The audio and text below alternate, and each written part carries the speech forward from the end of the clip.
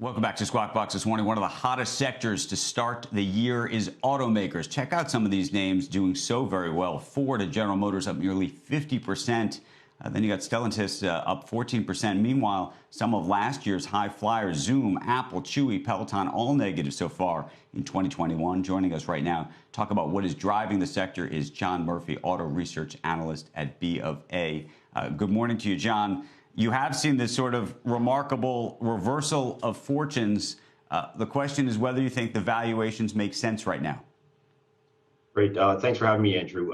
It's a very interesting time in the industry. I mean, what you've seen in the stress of last year is the experiment we've all been pushing for the last 20 years is, for the industry to restrain production as demand is recovering. And they've been forced to restrain production because of supply shortages and demand has really recovered. So the valuations right now make a lot of sense based on what's going on in the industry. We saw record profits in the second half of last year. And the big question is the industry going to maintain this discipline going forward? And have they learned their lesson in this forced experiment that we've all been looking for 20 plus years? And I think the simple answer is probably yes, because they're going to be tasked with a lot of investment in the future. So they really have to generate a ton of profits out of their core to fund the future. And I think that's what they're all looking at.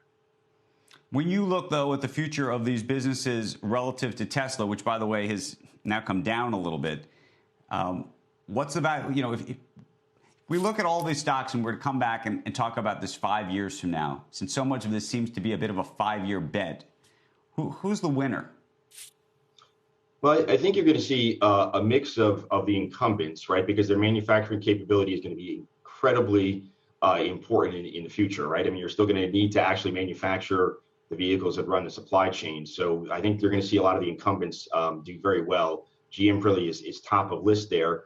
I think you're going to see, Tesla continue to raise capital and invest for the future and be given a lot of, special treatment by governments to really push the industry forward. And I think, you'll see some of these other, new entrants, do pretty well as well. We'll see where they all come. They're all much smaller. They're all in the nascent stage. They're not a lot of revenue with these smaller companies. But I think you'll see a couple of those pop up as well. So I think you'll see incumbents, sort of a semi-incumbent being Tesla, and a few of these startups make it through as well. Speak to us about the used car market, because it is hot, hot, hot right now. I understand that. I understand why, given the constraints in the marketplace. But it doesn't seem to me that investors are taking into account, and maybe this is not a risk in the next 12 months, but it's a risk, I assume, 5 years out, which is to say, what happens to all of these combustion engine cars and whether they remain attractive to buyers? Yeah, I think, Andrew, you're hitting on a very important thing here is when we ultimately hit the tipping point on EVs versus ICE vehicles. And what does that actually mean? Is it 20% penetration, 30%, 50% penetration?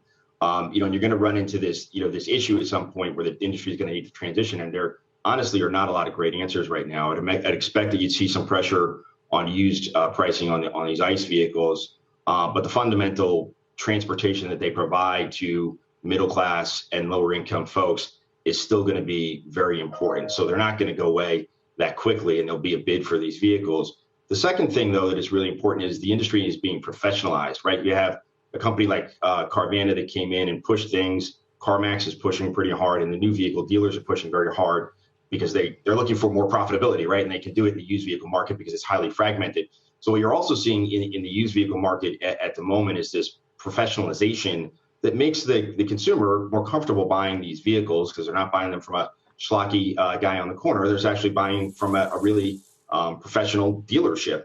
And it gives them the opportunity to have a new car experience in the used car market where they're serviced well at the point of purchase and over time in the service lane. So there's also sort of that underlying professionalization that's going on that will persist way into the EV future. That'll be good for resid values and good for the industry. Shepard Smith here. Thanks for watching CNBC on YouTube.